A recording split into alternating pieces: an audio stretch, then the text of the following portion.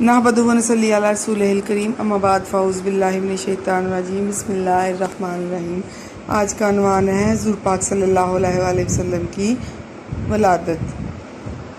हुज़ूर सल्लल्लाहु अलैहि वसल्लम की वलादत बासादत हज़रत ईसा अलैहिस्सलाम के तकरीबन पौने 6 साल बाद ऐसे माहौल में हुई कि दुनिया पैगंबरों के पैगाम हक़ को फरामोश कर चुकी थी। लोग अल्लाह ताला की इबादत की बजाय मज़ाहिर परस्ती में मुब्तला थे। किसी ने इंसान को खुदा बना रखा था तो कोई इसे खुदा का बेटा समझे बैठा था। सूरज की परस्तिश, चांद तारों को पूजा, हैवानों, दरख्तों और पत्थरों की इबादत की जाती थी। अगर कोई ज़ात इबादत के लायक ना समझी जाती थी तो वो खुदाए वाहिद की ज़ात थी। अगर खालिक हकीकी की कहीं परस्तिश की जाती थी तो वो मज़ाहिर के ज़रिए। हुज़ूर सल्लल्लाहु अलैहि वसल्लम जिस कौम में पैदा हुए वो ज़्यादा तर बुत परस्त थी और बुतों की परस्तिश को अल्लाह ताला की कुर्बत का ज़रिया समझती थी। इनका कहना था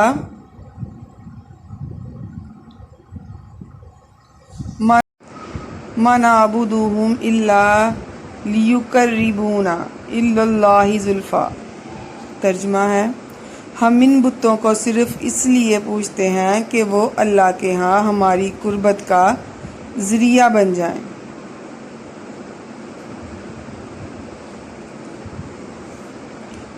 ये हालत इन शिर्क की थी। इसके अलावा वो इनके यहाँ बाप को मनकूहा बेटे को विरासत में मिलती थी। दो हकीकी बहनों से शादी जायज़ थी। बीवियों की कोई हद ना थी। बेहयाई, शराब नोशी, जुआ और ज़ना का आम रिवाज था। लड़ाइयों में लोगों को ज़िंदा जलाना, औरतों के पेट चाक करना और लड़कियों को ज़िंदा दफन करना अमूमन दुरुस्त समझा जाता था। जहालियत के इस तारीक दौर में आफ़ताब हिदायत तुलू हुआ। हुज़ूर सल्लल्लाहु अलैहि वसल्लम की वलादत बासआदत 9 या 12 रबीउल अव्वल बिलमुताबिक 20 अप्रैल 1571 हिजरी को हुई।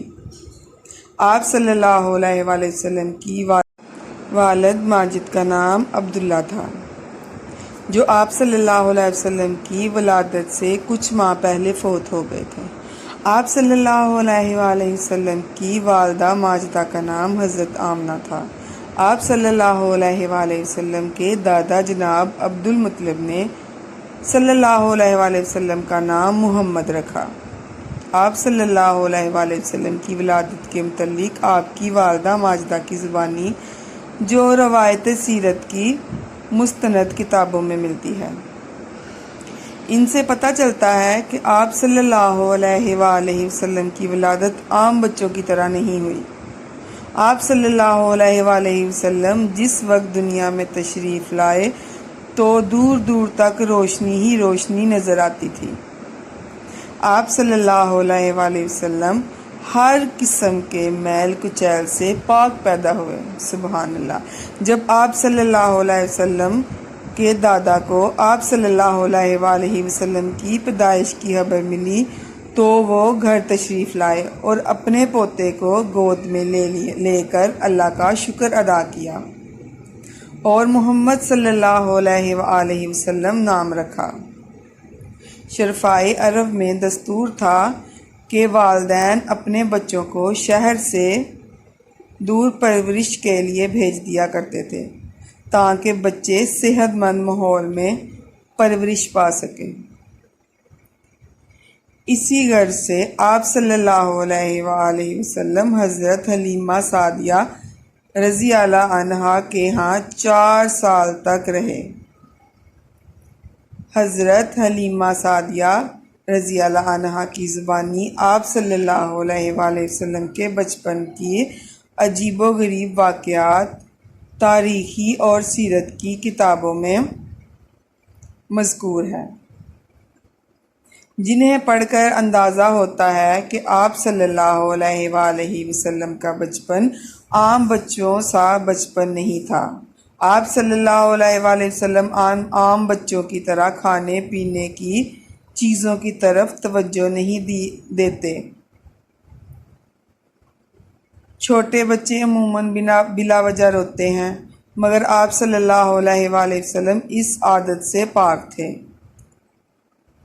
4 سال کے عرصے میں حضرت حلیمہ سعدیہ رضی اللہ عنہا نے آپ صلی اللہ علیہ وآلہ وسلم کی وجہ سے اللہ تعالیٰ کی بے پناہ مہربانیوں کا مشاہدہ کیا۔ آپ صلی اللہ علیہ وآلہ وسلم کے دادا جناب ابو مطلب آپ صلی اللہ علیہ وآلہ وسلم سے بے حد پیار کرتے تھے۔ آپ قریش کے سردار ہونے کی وجہ سے جناب عبد المطلب کا معاشرے میں بڑا مقام اور احترام تھا۔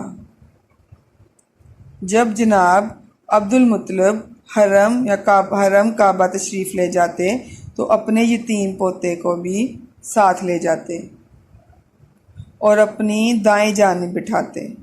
آپ صلی اللہ علیہ وآلہ وسلم کم عمری کے باوجود بچپن میں بڑی سنجیدگی اور آرام سے بیٹھتے اور عظمت و شرافت کے آثار آپ صلی اللہ علیہ وآلہ وسلم کی ہر ادا سے ظاہر ہوتے تھے۔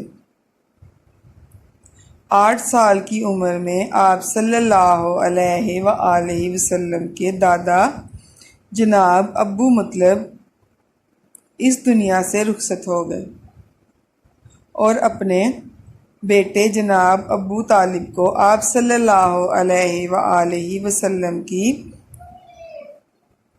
پرورش کی وصیت کر گئے۔ جناب ابو طالب اگرچہ بڑے کنبے کے مالک تھے، تاہم انہوں نے اپنے پیارے بھتیجے کی پرورش کا حق ادا کیا۔ وہ آپ صلی اللہ علیہ وآلہ وسلم کو ہر وقت اپنے ساتھ رکھتے اور اپنے بچوں سے بڑھ کر آپ صلی اللہ علیہ وآلہ وسلم سے محبت کرتے۔ آپ صلی اللہ علیہ وسلم نے 12 سال کی عمر میں بکریاں بھی چرائیں۔ بکریاں چرانا اس زمانے میں معیوب کام نہیں تھا۔ شرفا کے بچے عموماً یہ کام کرتے تھے۔ معلوم ہوتا ہے کہ دنیا کی گلہ بانی کا فریضہ آپ کے سپرد ہونا تھا، اس لیے اللہ تعالیٰ عہد طفالیت سے ہی آپ صلی اللہ علیہ وآلہ وسلم کو اس کام کے لیے تیار کر رہا تھا تاکہ صبر و حلم کی اعلیٰ صفات درجہ کمال کو پہنچے، اور بحثیت کے بعد آپ صلی اللہ علیہ وآلہ وسلم ہر قسم کے انسانوں کی رہنمائی کا کام بطریق احسن انجام دے سکیں۔ جو ہمارے چینل پر نئے ہیں پلیز سبسکرائب کرنا مت بھولیے گا، لائک اور شیئر ضرور کیجیے گا اور کمنٹس کر کے ضرور بتائیے گا کہ آپ کو ہماری آج کی ویڈیو کیسی لگی۔ اللہ حافظ۔